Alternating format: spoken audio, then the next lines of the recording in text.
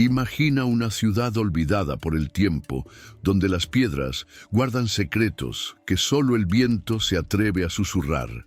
Drépano, en la región de Bitinia, a orillas del Mar Negro, es considerada por muchos la cuna de Helena. No había títulos nobiliarios ni escudos familiares grabados en metales preciosos. La vida allí era sencilla, marcada por las ferias, el aroma de las especias y el constante sonido de voces negociadoras. ¿Cómo podría una joven de orígenes modestos escribir un día su nombre en la historia de la religión más grande del mundo? Aquí comienza la trama. Y si te gustan las historias que se desarrollan a capítulo, sígueme hasta el final. Y asegúrate de comprobar si ya estás suscrito al canal, porque no querrás perderte lo que viene a continuación. Helena creció en un entorno donde la supervivencia no estaba garantizada por los títulos, sino por la capacidad de adaptación. Algunos relatos antiguos incluso la describen como posadera, lo cual, en ese contexto, no era un rol menor, sino una función que requería inteligencia práctica, rapidez mental y un agudo sentido de comprensión. Piénsenlo. ¿Cuántos líderes de la historia pasaron desapercibidos en sus primeros años? ¿Cuántos imperios futuros nacieron en manos que antaño servían platos sencillos a los viajeros? Desde temprana edad, la vida le enseñó el arte de la observación atenta y la lectura silenciosa de las intenciones humanas. La juventud de Helena no estuvo marcada por privilegios, sino por encuentros. El Imperio Romano se expandía, y los caminos eran más que simples senderos empedrados. Eran venas por las que latían historias, ideas y, sobre todo, oportunidades. Soldados, comerciantes, mensajeros, todos pasaban por su ciudad y cada rostro traía algo nuevo. Fue en este contexto que la joven Helena comenzó a comprender que el mundo era más grande que las fronteras que la rodeaban, y quizás, sin saberlo, ya soñaba con cruzarlas. Pero no nos equivoquemos. En aquella época, una mujer sin linaje noble habría sido improbable que alcanzara el centro del poder. Sin embargo, la historia está repleta de excepciones improbables, y Helena sería una de ellas. Es fascinante pensar que si bien muchas figuras del pasado nacen bajo los focos de la historia, otras, como ella, entran en escena por las circunstancias más improbables. Sus orígenes humildes, lejos de ser un obstáculo, sentarían las bases de una trayectoria de resiliencia. Los registros escritos sobre su infancia son escasos y, en algunos casos, están envueltos en leyenda. Esto nos lleva a una interesante reflexión. ¿No refuerza la propia ausencia de información detallada la capacidad de Helena para superar el anonimato? Al fin y al cabo, cuando los cronistas romanos decidieron mencionarla, ya no era la hija de un pueblo, sino una figura de importancia imperial.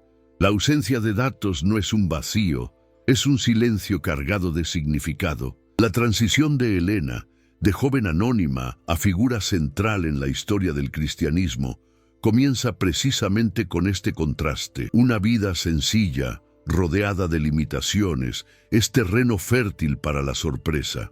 Es como si el destino hubiera guardado una carta de triunfo, esperando el momento oportuno para revelarla. Y, en este caso, la revelación llegaría en forma de un encuentro que cambiaría no solo su vida, sino el destino de todo el Imperio Romano. Si nos detenemos a pensarlo, esta primera etapa de la vida de Helena es un poderoso recordatorio de que la grandeza no se mide por las circunstancias iniciales. Quizás lo que la hizo tan extraordinaria no fue su origen, sino su forma de navegar por el mundo, absorbiendo, aprendiendo y esperando el momento oportuno. Su juventud es casi un prólogo poético a un viaje que combina política, fe, intriga y descubrimiento. Y así, desde un rincón remoto del imperio, una joven de orígenes modestos se preparó, incluso sin saberlo, para entrar en los pasillos del poder. El escenario estaba listo. Los caminos del imperio eran sus vías de escape.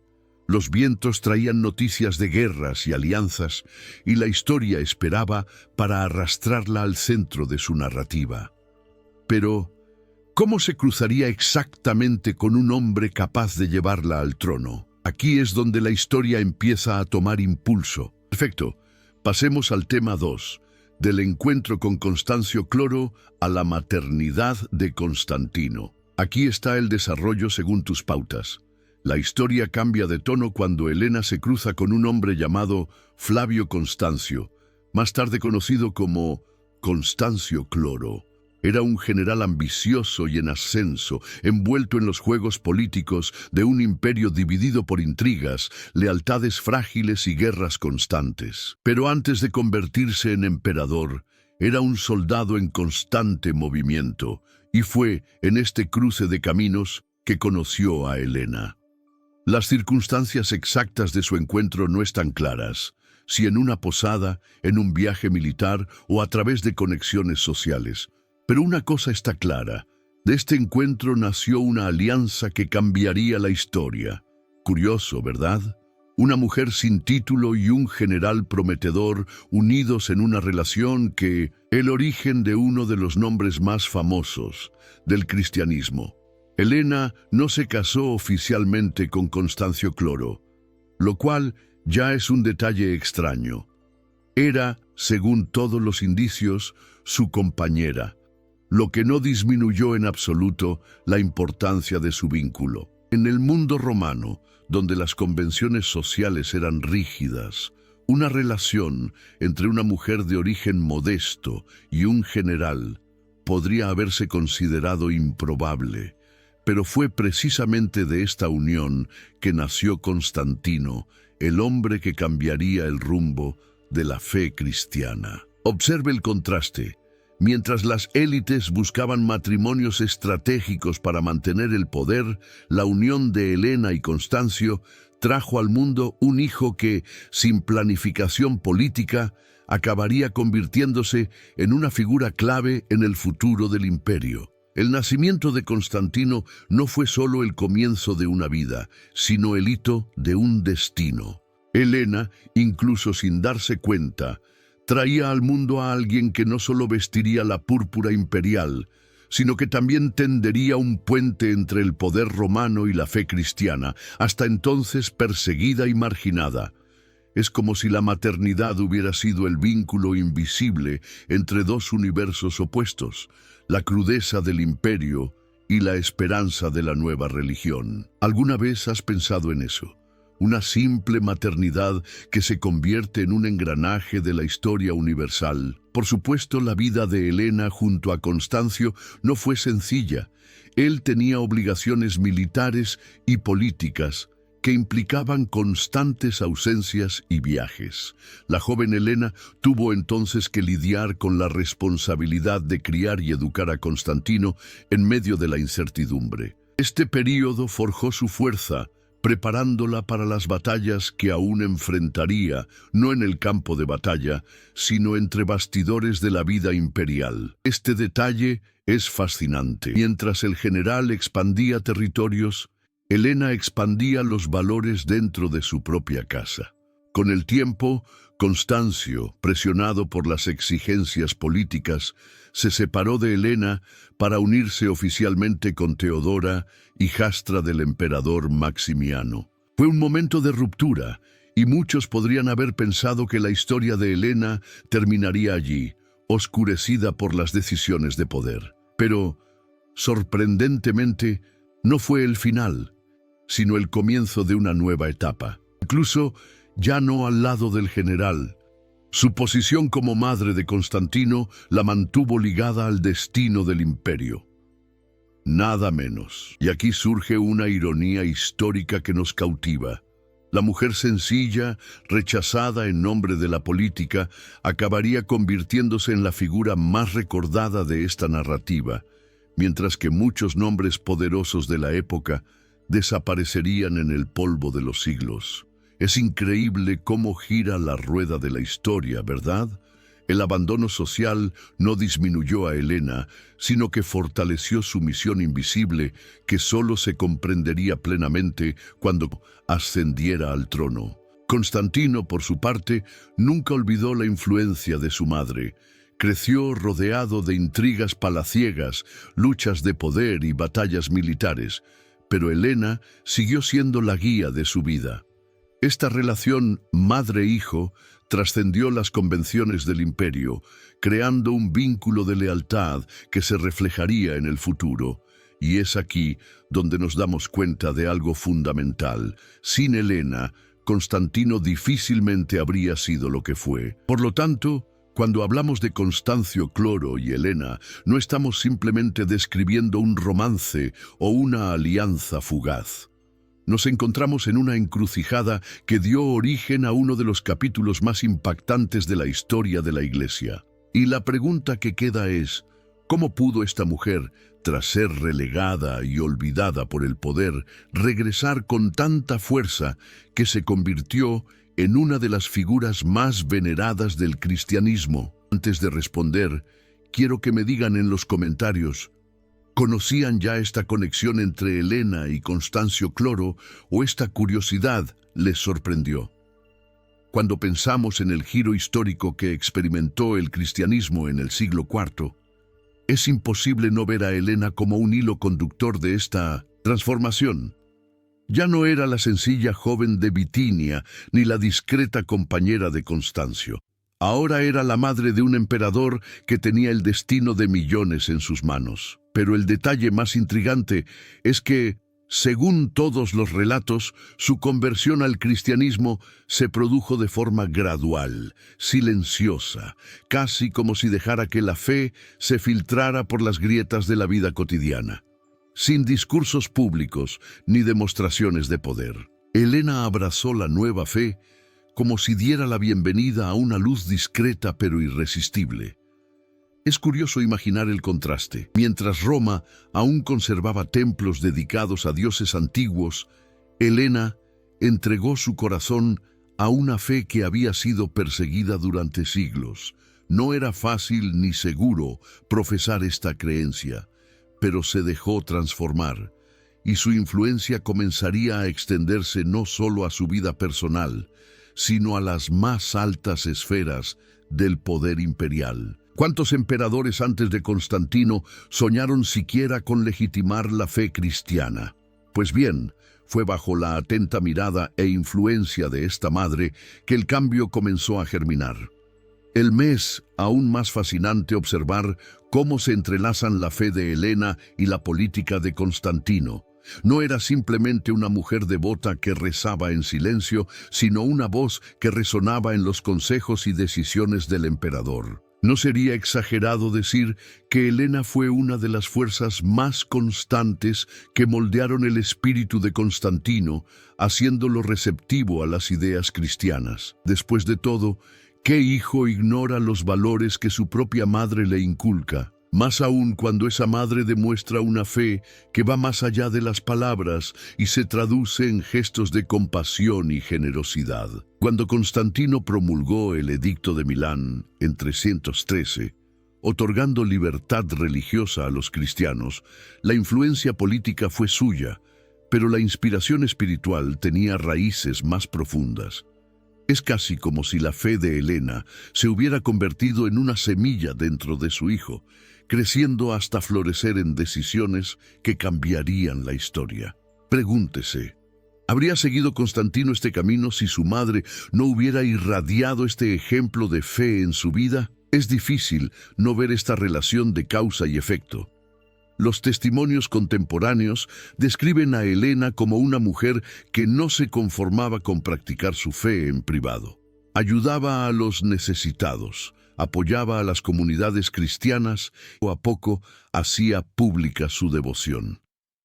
El cristianismo no era una mera creencia teórica, sino una forma de vida que se expresaba en cada acción. Este es el tipo de detalle que a menudo pasa desapercibido, pero explica gran parte de su influencia en Constantino. El emperador podía conquistar territorios con las armas, pero quien lo ayudó a conquistar el reino de la fe fue, sin duda, su madre. Es increíble ver cómo Helena logró unir dos realidades que hasta entonces parecían incompatibles: el mundo del poder y el mundo de la fe. Circulaba entre palacios adornados con oro y comunidades cristianas que aún se reunían en la sencillez. Este equilibrio no solo reforzaba su autenticidad, sino que también demostraba a Constantino que la fe cristiana no era una amenaza para el orden, sino una fuerza renovadora. No es de extrañar que al poco tiempo el propio emperador comenzara a verse como el protector de la Iglesia. Si observamos con atención, observamos que la conversión de Helena no fue un episodio aislado, sino un engranaje esencial en la gran maquinaria de cambio que se estaba gestando en el imperio. Su fe discreta y firme ayudó a allanar el camino para que el cristianismo dejara de ser una religión clandestina y se convirtiera en una religión reconocida. Fue un puente, una mediadora, un ejemplo silencioso pero decisivo. Esta transición no puede contarse sin su presencia en segundo plano. Y así, la mujer de orígenes humildes ya no era solo la madre del emperador, sino una figura espiritual que inspiró uno de los mayores actos políticos de la antigüedad. Y la pregunta persiste: ¿hasta dónde la llevaría esta fe? ¿Qué le aguardaba aún a esta mujer que caminó con la valentía de los sencillos y la fuerza de los grandes? En los siguientes capítulos verán que la historia aún le reservaba una misión extraordinaria, capaz de abarcar siglos y despertar la curiosidad de quienes la descubren. Pocos episodios en la historia cristiana están tan envueltos en fascinación como la famosa peregrinación de Helena a Tierra Santa. Ya mayor, rondando los 80, emprendió un viaje que cambiaría no solo su vida, sino también la forma en que la Iglesia misma recordaría los lugares sagrados. Imaginen la escena: la madre del emperador, venerada en todo el imperio, decide cruzar mares y desiertos para recorrer las mismas tierras donde vivió Jesús. No fue solo un viaje, sino una búsqueda, casi una misión personal, motivada por la fe y el deseo de rescatar recuerdos que el tiempo y la persecución habían intentado enterrar. Al llegar a Jerusalén, Helena encontró una ciudad marcada por ruinas y recuerdos divididos. El templo de Venus, construido en el lugar que se cree fue el Calvario, aún se mantenía en pie, testimonio de los intentos romanos de borrar las huellas del cristianismo.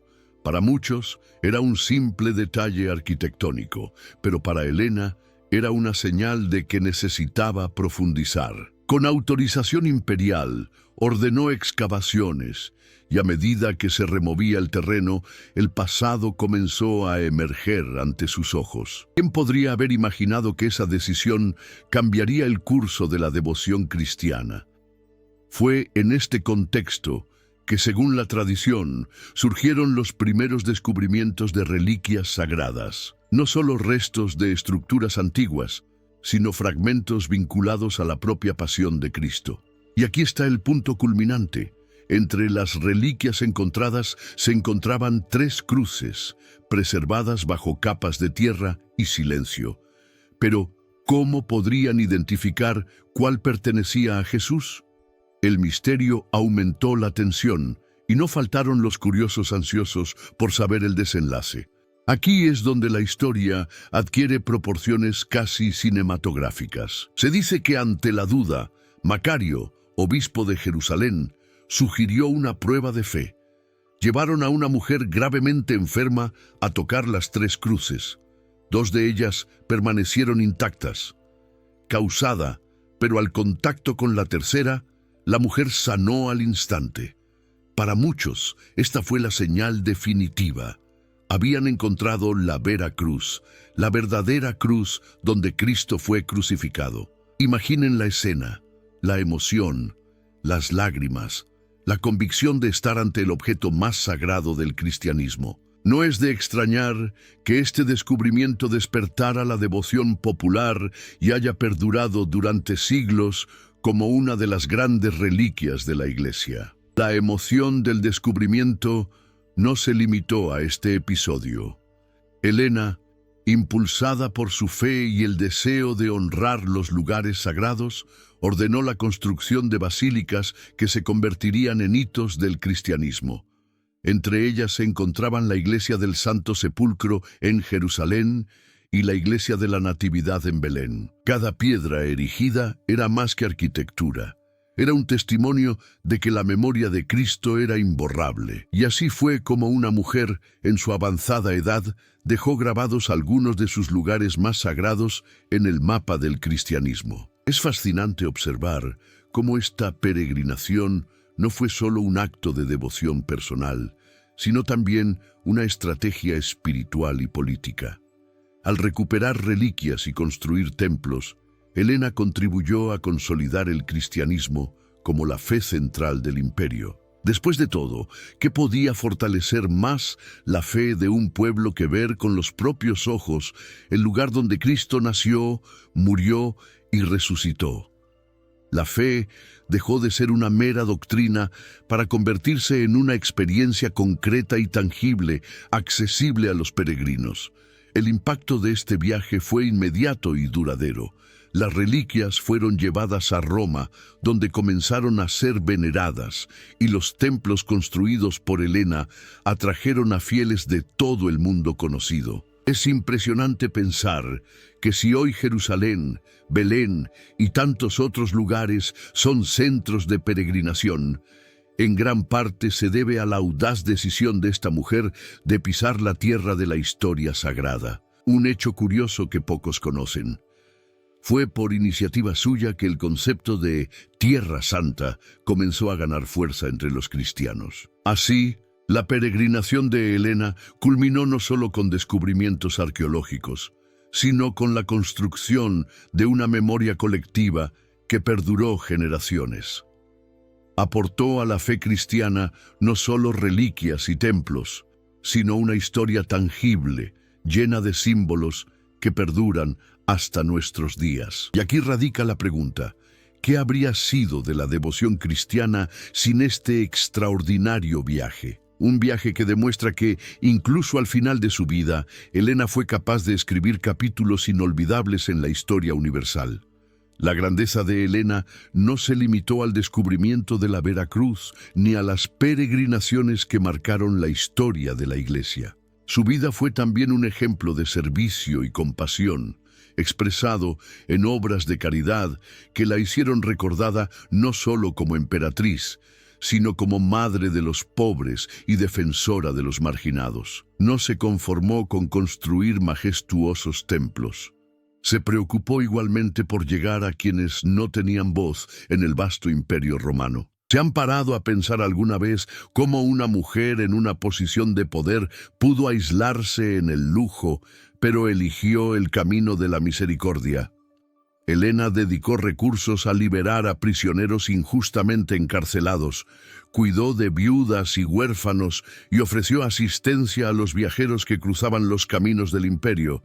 Sus actos no fueron aislados ni puntuales, fueron un acto continuo de generosidad. Esta dimensión práctica de su fe revela que para ella no bastaba con encontrar reliquias o apoyar el cristianismo simbólicamente.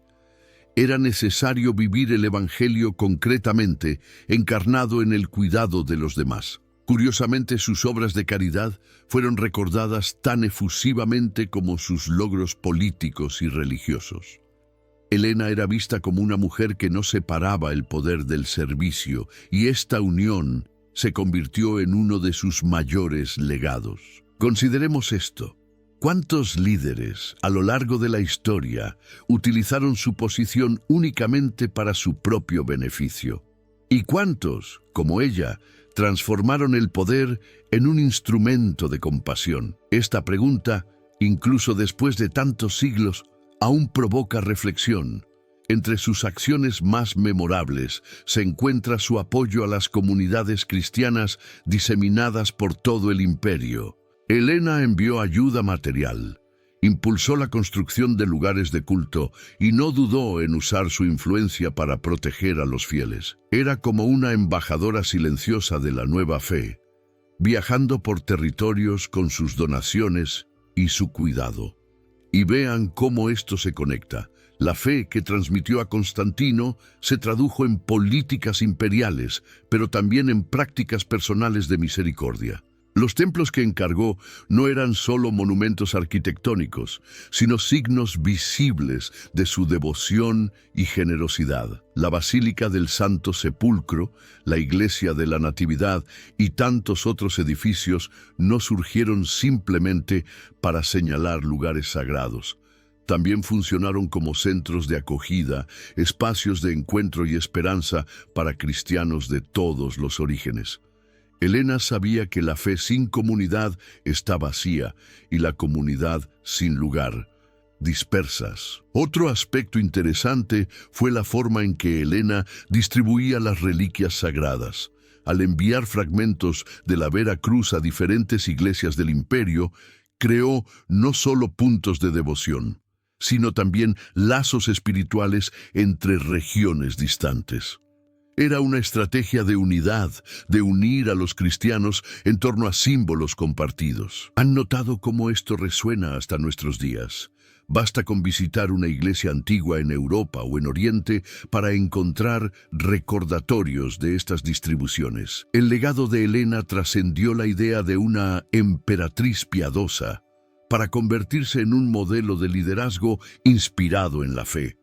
Su figura representa un puente entre la sencillez de sus orígenes y la grandeza de sus acciones. Demostró que ser cristiano no consistía solo en ostentar un título o profesar una creencia, sino sobre todo en practicar la justicia, la caridad y la solidaridad. Y es precisamente por eso que, hasta nuestros días, el recuerdo de sus obras permanece tan vívido.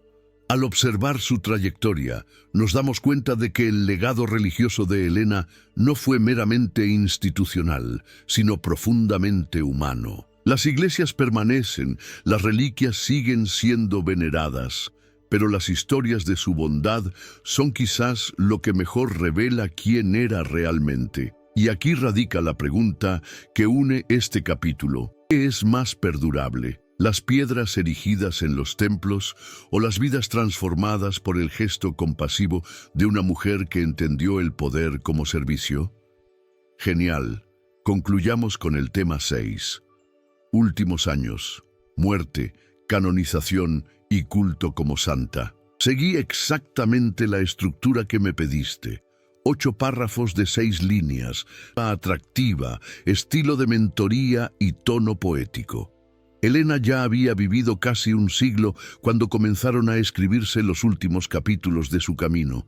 No solo fue una emperatriz madre, sino un referente espiritual para toda una generación. Incluso en su avanzada edad se mantuvo activa, supervisando proyectos, fomentando la fe y cuidando a los pobres. Es curioso pensar que, en una época en la que la esperanza de vida era tan corta, Helena vivió lo suficiente para ver cómo el cristianismo pasaba de la persecución al reconocimiento oficial. ¿Qué testimonio más privilegiado podría haber? Alrededor del año 330, Helena falleció en Nicomedia a la edad de unos 80 años. Su muerte, lejos de ser un final silencioso, estuvo rodeada de homenajes. Constantino, profundamente apegado a su madre, no escatimó esfuerzos en honrarla. Hizo transportar su cuerpo a Roma, donde fue enterrada en un mausoleo monumental, cuya arquitectura aún impresiona a eruditos y viajeros. Para muchos, esa tumba no era solo el lugar de descanso de una emperatriz, sino el monumento a una mujer que cambió la historia. Lo sorprendente es que su memoria no se desvaneció con el tiempo. Al contrario, la devoción a Santa Helena floreció rápidamente. Se le dedicaron iglesias, se comenzaron a venerar reliquias de su vida y obra, y su figura empezó a ocupar un lugar destacado entre los fieles. Helena ya no era recordada simplemente como la madre de Constantino, sino como una santa de la Iglesia. Y en este proceso, su imagen se convirtió en un símbolo de fe perseverante, capaz de inspirar a generaciones. La canonización de Santa Elena se llevó a cabo de forma antigua, como era común en los primeros siglos. No hubo un proceso formal como lo conocemos hoy, sino más bien mediante la aclamación popular y la aceptación de la Iglesia. El pueblo la veneraba, reconocía su santidad, y pronto su festividad se incorporó al calendario litúrgico. Occidente celebra su memoria el 18 de agosto, mientras que Oriente le dedica el 21 de mayo, junto con su hijo Constantino. Esta dualidad de fechas no hace sino reforzar la universalidad de su figura, pero no son solo las fechas las que marcan la memoria de Santa Elena. Su asociación con descubrimientos y milagros también la consolidó como una de las santas más queridas del cristianismo.